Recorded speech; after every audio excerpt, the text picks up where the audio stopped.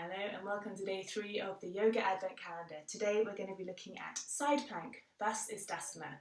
So you can either join in, follow along, or simply watch and then apply anything that you fancy into the next time it comes up in a yoga class. So side plank is quite a powerful posture. You tend to take a lot of weight into your wrist and you really need to engage the core to lift up so that you're coming up into the posture. So there are always options that I kind of really quickly gloss over in a class because there's never enough time. But now I've got 5 minutes to sell side plank to you because I know a lot of people dread it or don't enjoy it at all. So there's one option for if side plank comes up. Often it'll come up from a plank or down dog, and then the teacher will say, come onto the sides of the feet and lift up the arm. If you're not doing that option, you drop say that you've got your left arm down and your right arm up, you drop your left knee and come up lifting the right arm up. So that's a really good variation. It takes the pressure out of having to hold all of your body weight up. So yeah, that knee is a really nice supporting support. And you can also, when you're here, squeeze the glutes in together and then find a stretch, reach the right arm up and turn the chest to the ceiling. That's a really nice variation if you don't want to go all out.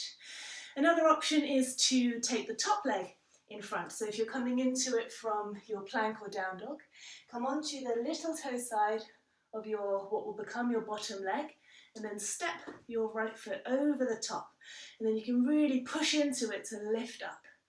So I feel this a lot on my right quad, also because this is about my 5th take of doing this video. So I'm getting really tired. Good. So that's another variation for side plank. And then you can do both of these on your elbow if you don't want to come up onto your wrist.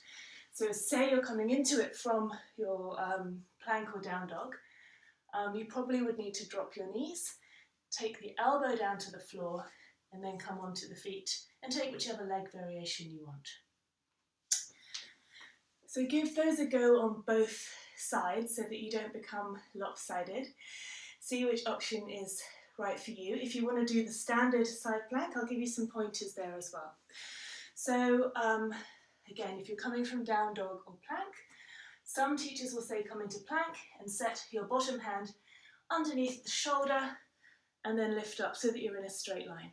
But if you do that, it's nothing wrong with doing that at all. It just involves a huge amount of wrist extension. So you're putting your wrist at its maximum extension when the shoulder's right over, and then it's bearing all that weight. So if you take the shoulder back a little bit, it gives the wrist a little bit more space and a little bit more freedom. And I find it easier in my body. So I like to come into my side plank from down dog because my wrist is already in the right position. By all means, move the hand closer to the center of the mat, and then you'll see that the arm is, my wrist is at a different angle. Feet, you can stack them one on top of the other, or you can put one in front of the other so the top foot would come in front. There are options to lift up the leg. I've got all in my way, but that's there for a reason. We're going to try something crazy in a minute. So give this version a go on both sides. And side plank is one that I know when I started yoga, it just wasn't an option. I was shaking all over the shop.